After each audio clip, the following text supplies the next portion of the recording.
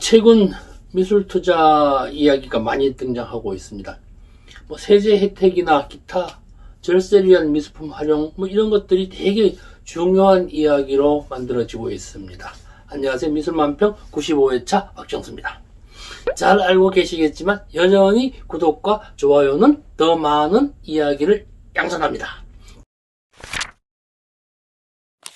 혹 2007년도에 발간된 나는 주식보다 미술 투자라는 책 보신 적 있으신지 모르겠습니다. 말 그대로 그 당시에는 미술 투자가 붐이었습니다. 말없이 그냥 무작정 사기도 했었고요. 서울역 역사에서 만들어졌던 아시아포 같은 경우에는 1회 2회 때 그 시기였었는데 묻지마 구매를 상당히 많이 했었죠. 100호짜리 200만원, 150만원 이런 것들을 무작위로 샀습니다. 시간이 많이 지났죠. 그 당시에 200만원짜리 구매했던 아줌마 부대 지금 사라지고 거의 없습니다. 역시 시대의 상황에 따라 많은 것들이 바뀌는 것 같습니다. 그 당시에 어떤 작품은 15개월 만에 1300%가 상승한 것도 있었습니다. 대단한 기록이었죠. 그 또한 지금은 조용해졌습니다. 그때 이후로 2015년이 되더니 좀 잠잠해서 지금까지 오고 있습니다. 불경기 시대라고 이야기를 많이 하고 있습니다. 여기에다가 코로나19까지 겹쳐서 많은 화랑들이 지금 대단히 좀 고전을 면치 못하고 있죠. 그럼에도 불구하고 미술 투자는 여전히 일어나고 있고 가능성 역시 상당히 높습니다. 이미 돈 되는 미술품은 비쌉니다. 여기서 중요한 팁 하나 드리겠습니다. 미술품 투자요? 사는 것이 아니라 파는 것을 목적으로 해야 됩니다. 그래야 망하지 않습니다. 어떻게 사야 한다, 젊은 작가 사야 한다, 공동 어떻게 해야 된다, 분산 가능하다, 이런 다 팔려야 돈 됩니다. 제일 끝에 팔리지 않으면은 아무것도 아니 돈 아닙니다. 사는 건 너무 쉽죠. 화랑마다 최고의 화가를 보유하고 있습니다. 예술가들 또한 자신의 작품이 세계 최고로 작품이어야 한다고 믿고 있습니다. 그래야만 앞으로 많은 작품들을 할 수 있거든요. 다만 코로나19로 인한 온라인의 사업 형태가 다양해지면서 어떤 작품을 살 것이냐 보다는 누구 걸 살 것이냐에 대한 이야기는 좀 많이 바뀐 것 같습니다. 작품보다는 예술가의 가능성이 우선되는 시대인 것 같습니다. 그러면서 미술품으로 돈 벌 수 있는 다양한 방법들이 생겨나고 망하는 이야기 하다가 오늘은 안 망하는 이야기를 해보겠습니다. 안 망한 이야기를 하기 전에 미술품으로 절세 많은 이야기를 하고 있습니다. 미술품에 대한 이야기, 세금에 관한 이야기 많이 알려져 있는데 잘못 알려진 부분들이 상당히 많더라고요. 아시다시피 2019년 2월부터 세법이 바뀌면서 기업에서 그림을 사면 1천만 원까지 비용 처리해준다는 말이 있습니다. 작년 봄이었던 것 같습니다. 어느 화랑에서 이 말을 고지고대로 이야기했죠. 1천만 원 그림 사면은 비용 처리해준대 사. 얼마나 좋아. 그랬는데 문제는 여기서 발생했습니다. 그 법인 회사의 순이익이 한 2억 5천 정도 했었죠.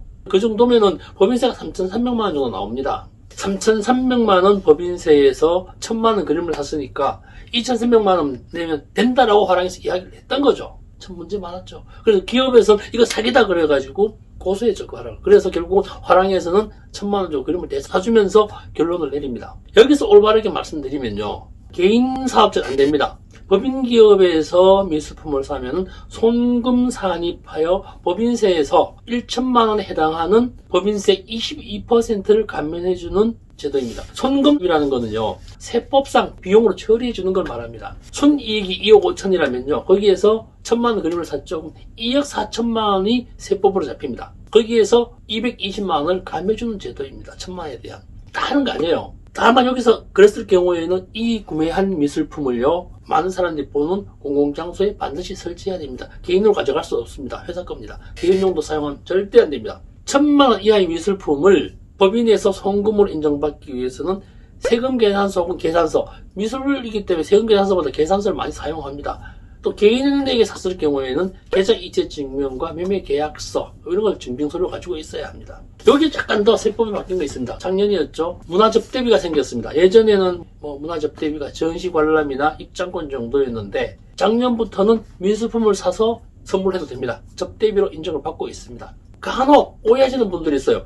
1천만 원 작품을 몇 점을 사도 되지 않느냐. 예를 들어가지고 3천만 원짜리 그림을 1,000만 원짜리 계산서로 끊으면 안 되느냐. 아니면 1,000만원짜리 여러 점 사면 되느냐? 이런 얘기가 있습니다. 된다고 생각하시는 분들이 간혹 있더라고요. 안 됩니다. 이 세법은요, 사업 연도의 손금으로 계상하는 경우의 하나이기 때문에 1년에 1,000만원이라고 봐야 옳습니다. 복잡합니다.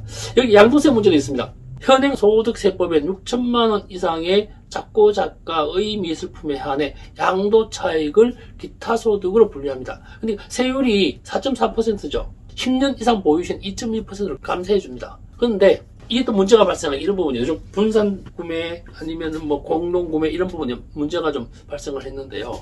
예를 들어서입니다. 6억짜리 그림을 10명이서 6천만 원으로 나눠 샀습니다. 세금을 낼까요, 안 낼까요? 명확히 말씀드리면 사는 데는 세금이 없습니다. 공동구매, 지분구매를 해서 수익을 얻을 수 있다고 말하고 있습니다. 6억짜리가 7억이 되고 8억이 되어서 팔려야만 돈이 되죠. 6천만 원에 샀어요. 그림 가격이 올라서 나중에 이 6억짜리 그림이 7억에 판매됐을 경우 맨 마지막에 산 사람은 양도차익에 대한 세금을 내야 합니다.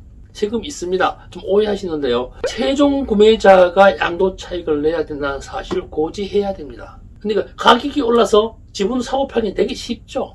이런 문제입니다. 작고 작가의 작품을 공동 구매 시 세금 있습니다. 안 팔리면 돈 안 되죠. 처음 말씀드렸잖아요. 미술 투자라고 하는 것은 안 망하려면은 좋은 그림을 사는 것이 아니라 좋게 팔 수 있는 방법을 고민해야 됩니다. 팔릴 수 있는 그림, 팔 수 있는 그림, 거기에 대해서 화랑이 어떤 정도 책임지고 있느냐. 지금 당장의 문제는 아닙니다. 오늘 사서 내일 팔 수 있는 품목은 분명히 아닙니다만 팔 수 있는 상태를 찾아내야 됩니다. 현재 우리나라에서는 미술품 양도 차익이 기타 소득으로 가세되면서 양도 가액의 필요경비 80%를 인정하고 있습니다. 작고 작가의 작품을 1억에 팔았다면 거기에 1억에 대한 필요경비를 8천만 원으로 인정을 하고 2천만 원에 대한 소득 금액을 지불하면 됩니다. 기타 소득의 세율이 20%고 지방소득세를 포함하면 22%를 납부하게 됩니다. 생존 작가는 상관없습니다. 또한 여기 다시 한번 말씀드리지만요. 미술품은 면세사업이기 때문에 부가세 없는 계산서를 발행하는 편이 좋습니다. 제일 중요한 문제를 많이 얘기했습니다. 미술품에 대해 투자를 한다면 돈 될 것이라는 기대도 반드시 있어야 됩니다. 그렇다 할지라도 팔려야 돈 됩니다. 팔리지 않으면 허당이라는 거죠. 파는 방법을 함께 고민해 보아야 할 시기입니다.